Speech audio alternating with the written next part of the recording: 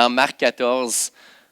On est dans les événements juste avant la crucifixion, juste avant l'arrestation de Jésus-Christ, au cœur des célébrations de la Pâque juive. La Pâque, si vous vous souvenez, c'était la fête où on célébrait la libération des Israélites de l'esclavage de l'Égypte. Alors imaginez pour un instant la ville de Jérusalem. Elle est bondée de pèlerins. Il y a du monde partout. Il y a une électricité dans l'air. C'est palpable. Une tempête s'approche. Jésus a fait son entrée triomphale à travers Jérusalem. Et les derniers jours depuis ce temps-là n'ont pas été moins intenses. Il a entré dans le temple. Il a renversé la table des changeurs. Il a défié les autorités religieuses. Il les a même enragés. Il a prêché des paraboles. Il a annoncé la destruction du temple. Il les a avertis du jugement qui s'en venait. Et c'est dans ce contexte bouillonnant que Judas, son disciple, décide qu'il va trahir Jésus. Et ce geste va démarrer toute une séquence d'événements qui va être une toile de fond pour que Jésus fasse un dernier appel. Un dernier appel à ses disciples, mais à nous aussi, qui vivons 2000 ans plus tard. Jésus désire une relation profonde avec nous. Alors, lisons notre texte. Je veux que vous le voyez par vous-même. Lisons Marc 14, versets 12 à 21. Le premier jour des pains sans levain, où l'on immolait la Pâque, les disciples de Jésus lui dirent, « Où veux-tu que nous allions te préparer la Pâque? » Il envoya 2 de ses disciples. Il leur dit, « Allez à la ville. Vous rencontrez un homme portant une cruche d'eau, suivez-le. Où qu'il entre, dites au maître de la maison, « Le maître dit, où est le lieu où je mangerai la Pâque avec mes disciples? » Et il vous montrera une grande chambre haute, meublée et toute prête. C'est là que vous préparez la Pâque. Les disciples partirent, arrivèrent à la ville et trouvèrent les choses comme il leur avait dit. Et ils préparèrent la Pâque. Verset 17. Le soir étant venu, il arriva avec les 12. Pendant qu'il était à table et qu'il mangeait, Jésus dit, « Je vous le dis en vérité, l'un de vous qui mange avec moi me livrera. » Ils commencèrent à s'attrister et à lui dire l'un après l'autre, « Est-ce moi? » Il leur répondit, « C'est l'un des 12 qui met avec moi la main dans le plat. Le Fils de l'homme s'en va selon ce qu'il est écrit de lui. Mais malheur à l'homme par qui le Fils de l'homme est livré. Mieux vaudrait pour cet homme qu'il ne soit pas né. » Prions. Seigneur, ce matin, guide-nous. Guide-nous dans la compréhension de ta parole. Éclaire-nous par ton Saint-Esprit à vivre une transformation dans la façon qu'on vit notre marche chrétienne. Seigneur, je te prie que cette Église peut se distinguer par la relation que nous avons avec toi. Que tout ce qu'on fait, en privé ou en public, au travail ou à la maison, envers nos enfants ou des inconnus, soit influencé, soit dirigé par une relation intime, constante, dépendante et alignée avec notre Créateur, celui qui est amour, qui dirige toutes choses. Crée en nous ce désir de s'engager, de vivre notre vie chrétienne, pas à moitié, mais à 100%, Seigneur. Amen. Premièrement, rappelle-toi, Christ t'invite. Rappelle-toi de ta relation avec Christ. Rappelle-toi tout ce qu'il a fait pour toi. Rappelle-toi du jour où tu l'as rencontré. Et si tu ne penses pas connaître Christ comme ça, comprends qu'il t'invite. Au verset 12 et 16, nous assistons à la préparation de la Pâque. Et à première vue, le texte nous semble décrire juste des préparatifs, Il n'y a rien de complexe, mais en fait, c'est rempli de signification puis de sous-textes incroyables. Jésus est souverain sur toute la situation. Regardez dans les versets, qui est l'organisateur de ce repas? Qui est l'hôte? Qui est le maître de cérémonie? C'est Jésus. Jésus nous montre qu'il est souverain sur toute chose, même son dernier repas, même les dernières heures avant qu'il soit livré. Son repas de trahison, on pourrait dire. On voit dans les versets la souveraineté de Dieu sur sa préscience et sa planification. C'est Jésus qui instruit ses disciples d'aller en ville et de se préparer pour le repas. Il leur donne des détails spécifiques, comme rencontrer un homme qui porte une cruche d'eau, trouver la salle déjà meublée. Et je ne sais pas si Jésus avait planifié ces choses-là d'avance, s'il les avait organisées, ou c'est seulement par sa préscience qu'il connaît ces choses-là. Mais Jésus prévoit et orchestre ce dernier souper. Les événements décrits dans Marc 14, 12 à 16 nous montrent sa souveraineté. Mais pas seulement dans sa préscience, sa planification, mais dans l'accomplissement aussi des prophéties. Les événements décrits dans Marc 14, 12 à 16 ne sont pas juste un dernier repas d'adieu pour Jésus. C'est l'accomplissement des prophéties de l'Ancien Testament, les exigences envers l'agneau pascal qui devait être sacrifié pour le pardon des péchés. Puis Jésus, en tant qu'agneau de Dieu, a tout planifié, conformément aux prophéties, mais aussi depuis le début des temps. Alors on voit dans la souveraineté de Jésus l'accomplissement des prophéties. On voit aussi sa souveraineté sur ses disciples. Regardez ici, tout le monde, tous les disciples font exactement les instructions que Jésus donne, même Judas. Et donc que tu sois un enfant de Jésus ce matin, Jésus est souverain sur ta vie. Il contrôle tout ce qui se passe. On voit la souveraineté de Jésus sur aussi le symbolisme du repas. Le repas de Pâques, comme on le disait, c'était une célébration, une réjouissance de la délivrance des Israélites de l'esclavage en Égypte. Mais Jésus va donner un nouveau sens. Il va prendre le repas de Pâques et il va le transformer, inaugurer une nouvelle alliance. En résumé, les versets 12 et 16 nous montrent comment Jésus peut être souverain à travers sa préscience, sa planification, l'accomplissement des prophéties, son autorité, ses disciples, la connexion avec Pâques. Et ça change quoi? Ça nous rappelle que Jésus marche volontairement, souverainement vers la croix. Mieux que ça, Jésus a planifié sa croix. Jésus savait que dans quelques heures, il allait se faire battre, frapper de coups, maltraité, craché au visage. Mais il organise quand même ce repas parce qu'il y a un dernier enseignement à faire envers ses disciples. Il y a quelque chose qu'il veut leur rappeler. Il y a quelque chose qu'il veut nous rappeler, même à nous qui sommes à Doxa. Depuis le début de son ministère, Jésus démontre qu'il est l'agneau de Dieu qui ôte le péché du monde, comme Jean-Baptiste a proclamé. Il offre une nouvelle alliance, une délivrance de l'esclavage bien supérieure à celle des Israélites en Égypte.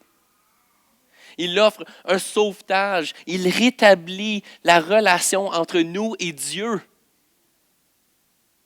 Pour que tous ceux qui se repentent de leurs péchés,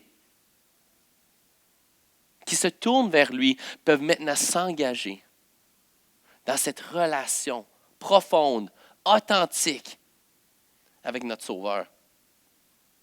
Imaginez-vous pour un instant recevoir une invitation de votre voisin, mais 10 ans à l'avance, 10 années.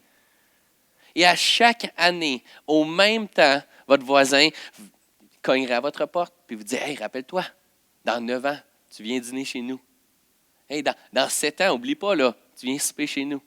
Dans 5 ans, dans 3 ans, dans 2 ans. » Que feriez-vous l'année de l'invitation? Seriez-vous prêt?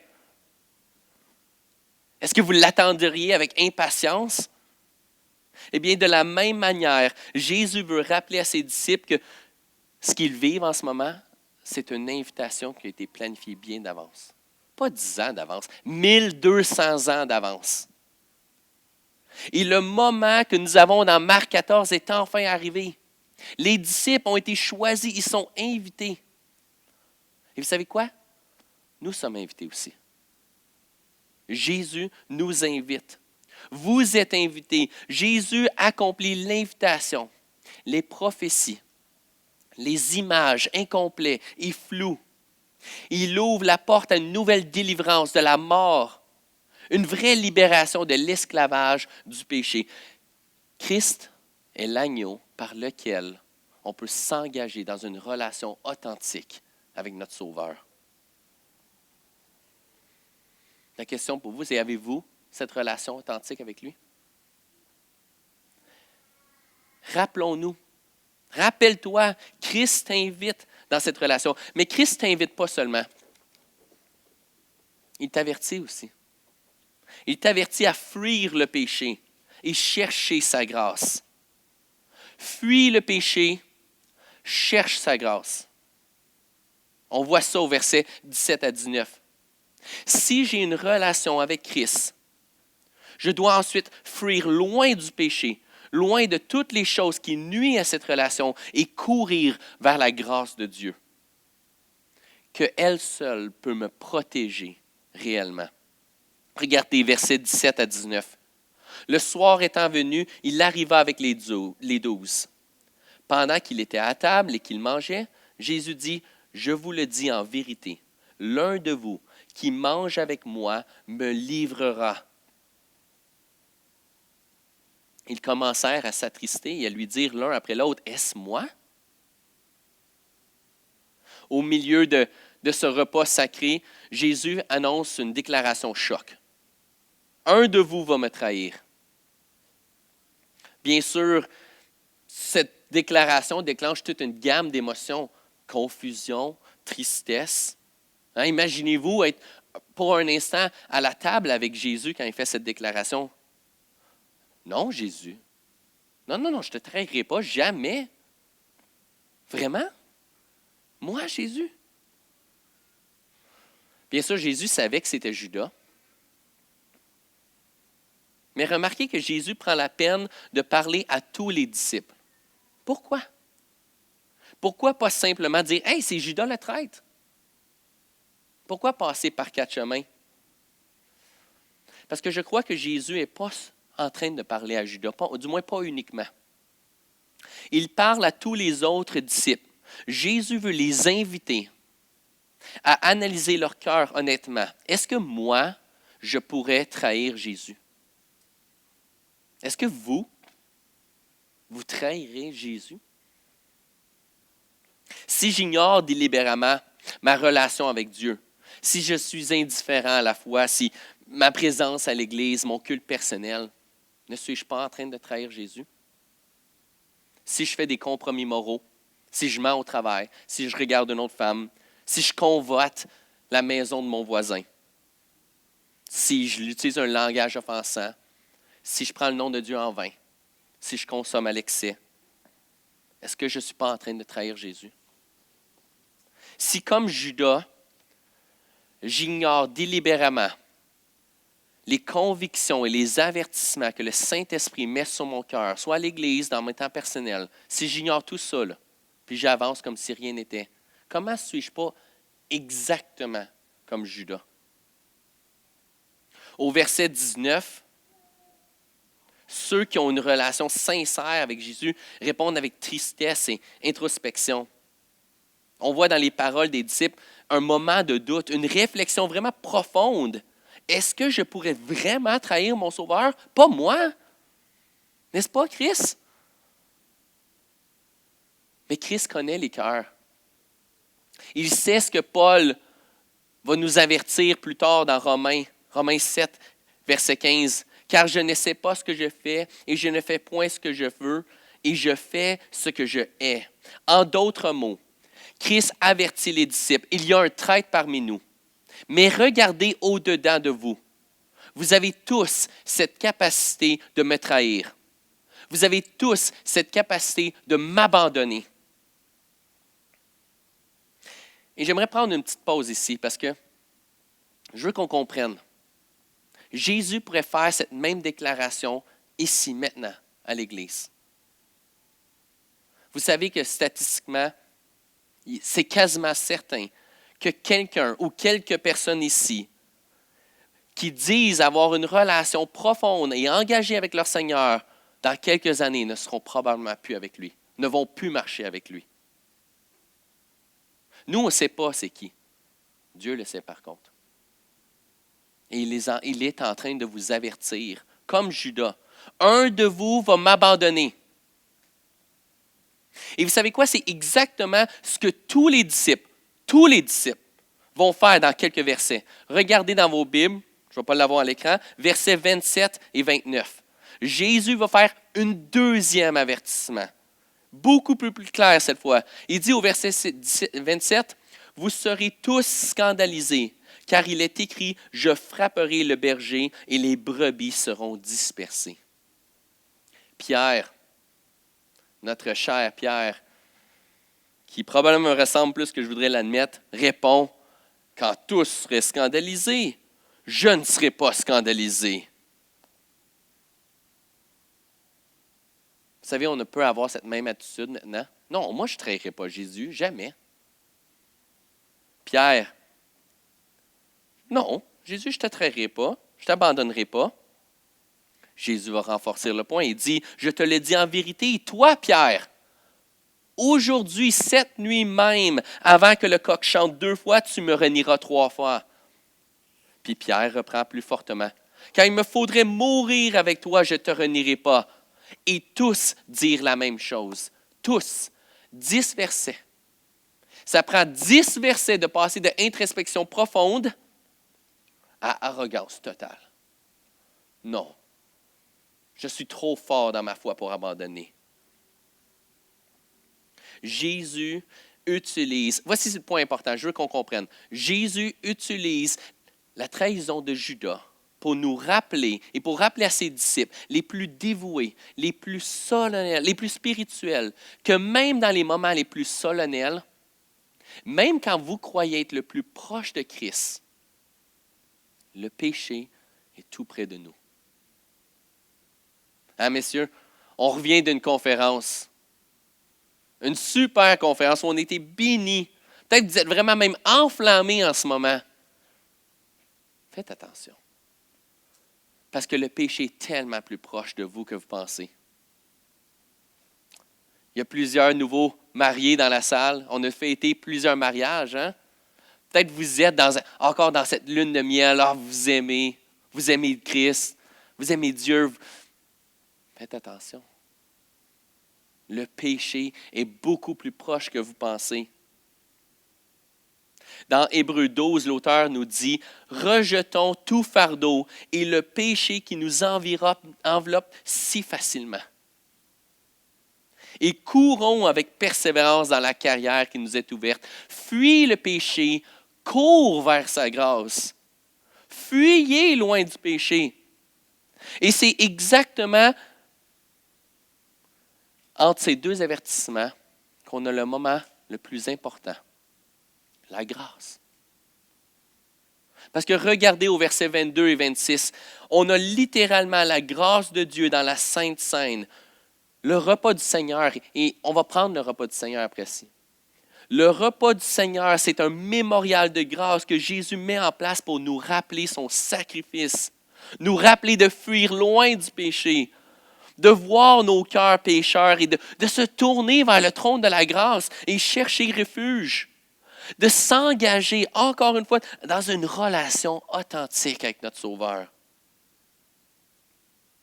Après sa trahison, Pierre, lorsque confronté par Jésus, va manifester une vraie repentance, un vrai amour pour Jésus. Même s'il est attristé par son péché, il continue d'aimer Jésus. Judas, en revanche, ne cherche pas la grâce. Il ne cherche pas une réconciliation. Il essaie de rendre l'argent au prêtre comme si ça pouvait effacer son péché. Judas ne veut pas une relation avec Jésus. Les avertissements de Jésus sont comme des panneaux d'avertissement sur le bord de la route qui dit « Attention, danger ». Et je veux vous peinturer une image. Imaginez-vous pour un instant cette chair. Elle représente le péché. Si vous n'avez pas cette relation avec Christ, si vous n'avez jamais repenti de vos péchés, demandé pardon, le péché est collé à vous. Vous avez beau essayer de fuir loin du péché, ça va tout le temps être avec vous. Mais lorsqu'on approche Christ, lorsqu'on lui dépose nos péchés, on lui demande pardon, il y a quelque chose de miraculeux qui se passe. Le péché n'est plus attaché à moi. La Bible dit, je ne suis plus esclave du péché. David dit, je peux fuir loin du péché, mais il y a un danger. Le péché demeure très proche. Pourquoi? Parce que le péché est partout autour de nous. Le péché est dans mes habitudes. Le péché est peut-être même dans la façon que je parle. Le péché est dans la façon que je passe mon temps, ce que je mets devant mes yeux. Le péché est peut-être dans mes amis. Le péché est peut-être dans les choses que j'aime. Le péché est au travail.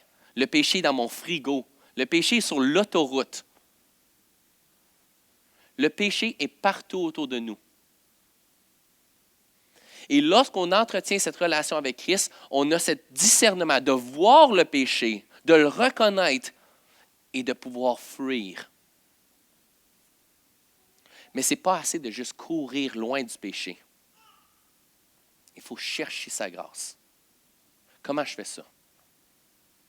Je peux lire ma Bible. Je peux voir des versets qui parlent de mon péché. Je peux les mémoriser. Et lorsque je suis tenté par le péché, lorsque je vois péché, le Saint-Esprit rappelle ces versets à mon esprit. Puis là, tout à coup, j'ai cette protection additionnelle qui s'ajoute. Je peux voir mon péché. Je peux prier à mon Père Céleste. Aide-moi parce qu'en ce moment, je me sens tellement faible. Une protection de plus. Je peux aller voir mon frère ou une sœur, ma femme. Je peux dire, prie pour moi en ce moment, ça ne va pas bien. Je suis vraiment tenté. Une protection de plus. La grâce, il y a plein de moyens de grâce qu'on peut utiliser. On peut chanter des chants. On peut se rappeler, comme on a dit, notre relation, nos moments, tout ce que Christ a fait pour nous. On peut le remercier, on peut l'adorer. Tous ces moyens, c'est des moyens de grâce que Dieu nous donne pour fuir loin du péché. Pour se rappeler la mise en garde qu'il nous donne. Et je vois ici vraiment un avertissement puissant pour tous ceux qui luttent avec le péché. Fait que tout le monde ici. On est clair? Tout le monde. Avons-nous réalisé que si ce n'était pour la grâce de Dieu, nous serions tout à fait capables de trahir Christ comme Judas, comme Adam?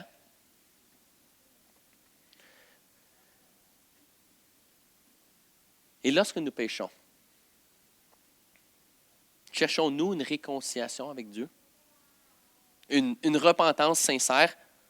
Est-ce que comme Pierre, on continue d'aimer Christ, même lorsque nos péchés nous ont éloignés de lui? Parce que Jésus est clair sur les conséquences de si on ne met pas ça en pratique. Il dit, prépare-toi. Prépare-toi, Christ sera ton juge. C'est notre dernier point ce matin. Prépare-toi, Christ sera ton juge. Et on voit ça au verset 20 et 21. Jésus fait un dernier appel à Judas. Il leur répondit, c'est l'un des 12 qui met avec moi la main dans le plat. Le Fils de l'homme s'en va selon ce qu'il est écrit de lui, mais malheur à l'homme par qui le Fils de l'homme est livré. Mieux vaudrait pour cet homme qu'il ne soit pas né. Cette dernière invitation de Christ envers Judas est remplie d'amour et de compassion envers son disciple qui refusait d'entrer dans une relation authentique avec lui. Et dans ces versets, on voit une image, une illustration du mystère de la prédestination et de la responsabilité humaine. Les Écritures de l'Ancien Testament, comme Psaume 41 et Zacharie 11, avaient prédit que Jésus serait trahi par l'un des siens. Tout ce qu'on voit dans Marc 14. Alors, d'un côté, on a la prédestination divine qui est manifestée à travers les prophéties qui annoncent l'événement tragique. Et d'un autre côté, on voit la responsabilité humaine. Parce que Judas, avec ses idoles et ses décisions, prend délibérément le choix de trahir Jésus. Et donc assume cette responsabilité personnelle de son acte. Et c'est pour ça qu'au verset 21, Jésus fait cet avertissement final. Un appel à Judas de réfléchir à tous les malheurs qui l'attendent s'il continue. Lorsqu'on lit le mot malheur, on pense aux prophètes de l'Ancien Testament, comme Ésaïe et Jérémie. On s'imagine un prophète de l'Ancien Testament qui déclare des malheurs avec autorité, prestance, peut-être les deux mains dans les airs, comme ça. Mais Jésus fait peut-être même le contraire. Il est calme, il est doux, il est rempli d'amour pour son disciple. C'est fort probable que Jésus est allongé vers la table de repas. Judas est juste à côté de lui, peut-être à quelques pouces. Et lorsque Jésus déclare ce malheur sur Judas, Judas sait que Jésus parle de lui. Jésus sait que Judas sait. Je me demande s'ils sont regardés dans les yeux. Si Judas a pu voir l'amour que Jésus avait pour lui. Et je vais vous poser la question, est-ce que vous voyez l'amour que Dieu a pour vous? Nous, on ne peut pas voir Christ. Je ne peux pas le voir dans ses yeux, je ne peux pas le voir physiquement, mais j'ai tellement plus. J'ai tellement plus que Judas. J'ai toute la révélation devant moi. Je peux lire chapitre après chapitre, verset après verset, livre après livre, qui parle de l'amour de Dieu envers moi. Alors pourquoi est-ce que mon châtiment serait moins pire que celle de Judas? Malheur à nous si on ignore les avertissements que Jésus donne. Et en même temps que Jésus parle avec douceur et amour pour son disciple, il aborde un sujet très grave. Il parle de l'enfer ici. L'acte de Judas est si grave, si tragique, qu'il serait mieux pour Judas de ne pas naître que de faire face à une éternité en enfer. Et cet avertissement est pour chacun d'entre nous. Il y a un jugement sévère pour ceux qui refusent le pardon de Dieu. J'ai un ami que je connais, qui connaît aussi beaucoup d'autres chrétiens, quelques-uns en fait. Pour lui, la foi, c'est quelque chose de beau, de respectable, mais il ne l'applique pas dans sa vie. C'est triste, mais je ne pense pas que cet ami réalise qu'il sera jugé plus sévèrement après avoir vu la grâce, l'opportunité de voir la foi autour de lui, de plusieurs personnes, et de ne pas s'être repenti, de ne pas réaliser que lui-même a besoin de la grâce de Dieu. Le même avertissement est fait à Chorazine, Capernaum et Bethsaïda, qui ont pu voir la grâce de notre Sauveur marcher. Un malheur à nous si on ne met pas en pratique la parole de Dieu et les avertissements. Il y a plusieurs façons d'appliquer ce dernier point. Je vais en nommer plusieurs. Juste des idées là, qui me passent par la tête. Puis je vais inviter les musiciens à monter pendant que je les énumère. Mais est-ce que j'ai une relation profonde et authentique avec Christ? Pas juste une relation, mais est-ce que j'engage dans une relation intime avec lui? Est-ce que j'entretiens cette relation? Est-ce que je lis les Écritures? Est-ce que je participe à des choses comme le repas, le club de lecture des femmes ou la réunion de prière tantôt? Dimanche soir, les interactions, l'analyse du texte. Si votre seul entretien est avec Christ, si votre seul entretien avec Christ est dimanche matin, j'aimerais vous dire, probablement, vous n'avez pas cette relation profonde avec lui. Et voici comment on peut évaluer cette relation. La Bible me donne beaucoup d'avertissements, comme Jésus l'a fait, comme Judas, comme aux disciples. Est-ce que je les écoute avec sincérité? Est-ce que je lis ma Bible rapidement, puis là, je passe à mon activité? Ou j'entends les avertissements que Jésus est en train de me dire, me communiquer? Lorsque je succombe à la tentation, suis-je repentant? Et je veux vous dire ici, là, je suis coupable de tout ce que je suis en train de dire. Si vous saviez toutes les fois où j'ai négligé ma relation, et je continue de le faire. Pour les parents, lorsque je reprends mes enfants, est-ce qu'ils ressentent l'amour que j'ai pour eux? Est-ce que comme Christ, ils peuvent voir que même dans mes jugements, même dans mes avertissements, je suis rempli d'amour et d'empathie pour eux? Pour les jeunes, écoutez, si vous avez 20 ans et moins, écoutez-moi, 30 secondes. Pourquoi vous êtes ici? Est-ce que vous venez parce que vos parents viennent? Est-ce que vous venez parce que vous avez des amis ici? Avez-vous cette relation vous-même, pas vos parents, pas votre famille, vous? Est-ce que vous vous êtes engagé dans une relation intime avec votre Sauveur? Dernièrement, est-ce que je prêche? Est-ce que je parle du jugement de Dieu? Je vous ai parlé de mon ami, n'est-ce pas? Est-ce que j'aurais le courage de dire, « Hey, tu m'inquiètes.